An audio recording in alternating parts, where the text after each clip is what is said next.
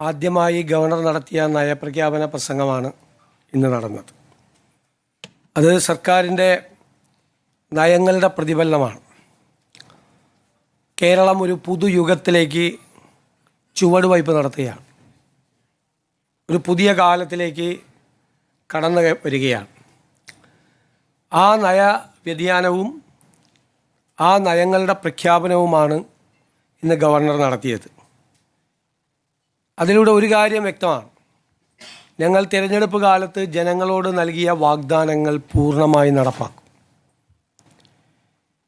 എല്ലാ വെല്ലുവിളികളെയും ജനാധിപത്യപരമായ മാർഗത്തിലൂടെ അതിനെ മറികടന്ന് അതിനെ അതിജീവിച്ച് ഈ പുതുയുഗത്തിലേക്കുള്ള യാത്ര തുടരും. നിങ്ങൾക്കറിയാം, 5 ഇന്ദിരാ ഗ്യാരണ്ടികളും പ്രഖ്യാപിച്ച് നടപ്പാക്കും. 2 തീരുമാനമെടുത്തു കഴിഞ്ഞു. ബാക്കിയുള്ളത് അതിൻ്റെ സാമ്പത്തികമായ മറ്റ് കാര്യങ്ങൾ കൂടി പരിശോധിച്ച്, ഗവൺമെൻറ് തലത്തിൽ പരിശോധിച്ച് ഉചിതമായ സമയത്ത് മറ്റു പരിപാടികൾ കൂടി പ്രഖ്യാപിക്കും.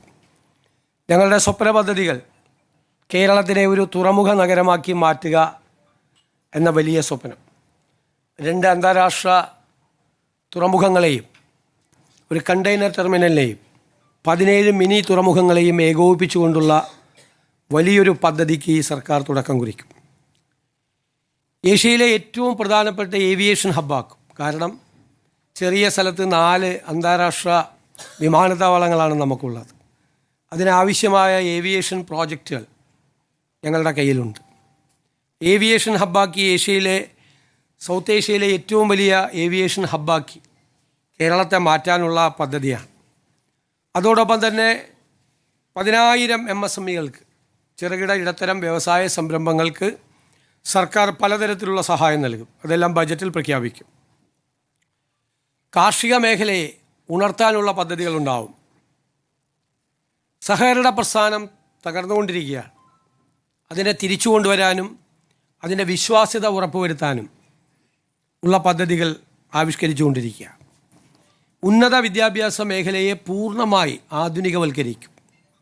ലോകം മുഴുവൻ മാറിക്കൊണ്ടിരിക്കുമ്പോൾ നോളജ് എക്സ്പ്ലോഷൻ നടക്കുന്ന ഒരു കാലത്തിന് അനുയോജ്യമായ രീതിയിൽ ഏറ്റവും പുതിയ അറിവുകളെ മുഴുവൻ കേരളത്തിലേക്ക് കൊണ്ടുവന്ന് അതിനെ കേന്ദ്രീകരിച്ചുകൊണ്ടുള്ള ഒരു ഉന്നത വിദ്യാഭ്യാസ രംഗത്തുണ്ടാകുന്ന മാറ്റം നമ്മുടെ സർവകലാശാലകളെ, സ്ഥാപനങ്ങളെയെല്ലാം വലിയ സെൻറ്റേഴ്സ് ഓഫ് എക്സലൻസ് ആക്കി മാറ്റുന്നതിന് വേണ്ടിയിട്ടുള്ള ശ്രമമാണ് നമ്മൾ നടത്തുന്നത്.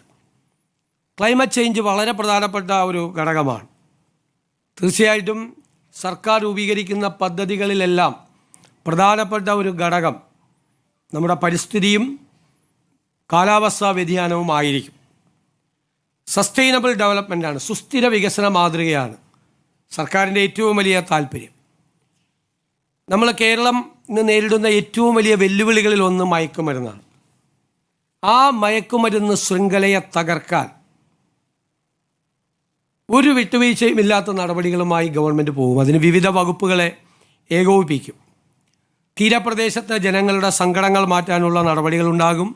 മലയോര കർഷകരുടെ വിഷമങ്ങൾ, വന്യജീവി സംഘർഷവുമായി ബന്ധപ്പെട്ട പ്രശ്നങ്ങൾ പരിഹരിക്കാനുള്ള ആധുനികവും പഴയ നിലനിൽക്കുന്നതുമായ പദ്ധതികളെ സംയോജിപ്പിച്ചുകൊണ്ട് ഉണ്ടാകും. പൊതുജനാരോഗ്യം, അതുപോലെ ക്യാൻസർ കെയർ, മാതൃശിശു ആരോഗ്യം, വയോജനങ്ങളുടെ ആരോഗ്യം, മാനസികാരോഗ്യം എന്നിവ ഉറപ്പാക്കിക്കൊണ്ട് ചികിത്സാ ചെലവ് കുറയ്ക്കാനുള്ള പദ്ധതികൾ ഉൾപ്പെടെ പൊതുജന ആരോഗ്യ മേഖലയെ ശക്തിപ്പെടുത്താനുള്ള പദ്ധതികളുണ്ടാകും. ആർട്ടിഫിഷ്യൽ ഇൻ്റലിജൻസിന് പ്രത്യേകമായ പരിഗണന കൊടുക്കും. വ്യവസായങ്ങളെ ആകർഷിക്കാനുള്ള ലാൻഡ് ബാങ്ക് രൂപീകരിക്കും. ഭൂപ്രശ്നങ്ങളുമായി ബന്ധപ്പെട്ട ഉപാധിരഹിത പട്ടയങ്ങൾ എവിടെയെല്ലാം കൊടുക്കാൻ പറ്റും അതെല്ലാം കൊടുക്കും. പ്ലാന്റേഷൻ മേഖലയിലെ നിയന്ത്രണങ്ങൾ മാറ്റാൻ ഉൾപ്പെടെ ഉള്ള ഭൂനിയമങ്ങൾ, കാലഹരണപ്പെട്ട ഭൂനിയമങ്ങൾ ഇന്നത്തെ കാലഘട്ടത്തിന് അനുയോജ്യമായ രീതിയിൽ അതിലാവശ്യമായ ഭേദഗതികൾ വരുത്തും. ദളിത് പ്രശ്നങ്ങൾ, SC ST പ്രശ്നങ്ങൾ, അവരുടെ പ്രശ്നങ്ങൾ, അവരുടെ കുട്ടികളുടെ ഗ്രാൻഡ് ഉൾപ്പെടെയുള്ള ഗ്രാൻഡ്സ് ഉൾപ്പെടെയുള്ള കാര്യങ്ങൾക്ക് തടസ്സങ്ങളുള്ളത് നീക്കും. അവരുടെ ഭവന നിർമ്മാണ പദ്ധതികൾ, അവരുടെ ഭൂമി അവർക്ക് നൽകുന്നതിനുള്ള പദ്ധതികൾ ഉൾപ്പെടെയുള്ള കാര്യങ്ങൾ നൽകും. നമുക്ക് അപ്പോയിൻമെൻറ്റുകൾ നടക്കുമ്പോൾ 3 വർഷം കൂടുമ്പോൾ കൃത്യമായി പരിശോധിച്ച് ഈ SC/ST പിന്നോക്കം നിൽക്കുന്ന വിഭാഗങ്ങൾക്ക് കുറവുകളുണ്ടെങ്കിൽ അത് നികത്താനുള്ള സ്പെഷ്യൽ റിക്രൂട്ട്മെൻറ്റ് ഉണ്ടാകും.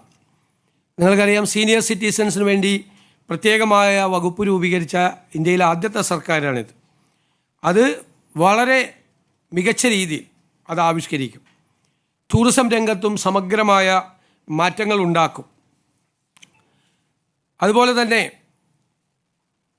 കേരളത്തിൽ സമഗ്രമായ മാറ്റം അടിസ്ഥാന സൗകര്യ മേഖലയിലും വിദ്യാഭ്യാസ ആരോഗ്യ മേഖലയിലും എല്ലാം ഉണ്ടാക്കാൻ വേണ്ടിയിട്ടുള്ള വലിയ പദ്ധതിയാണ് ഗവൺമെൻറ് ഈ ഗവർണറുടെ നയപ്രഖ്യാപന പ്രസംഗത്തിലൂടെ പ്രഖ്യാപിച്ചിരിക്കുന്നത്. ഇതിന് കറസ്പോണ്ടിങ്ങായി ഇതിനനുബന്ധമായി ബജറ്റ് പ്രഖ്യാപനങ്ങൾ ഉണ്ടാവും. ഇതനുസരിച്ചുള്ള ബജറ്റ് പ്രഖ്യാപനങ്ങൾ. ബജറ്റ് പ്രഖ്യാപിക്കാത്തതുകൊണ്ട് ഞാനതിൻ്റെ ഡീറ്റെയിൽസിലേക്കൊന്നും പോകുന്നില്ല. അനൗചിത്യമാണ് അത് പറയാൻ.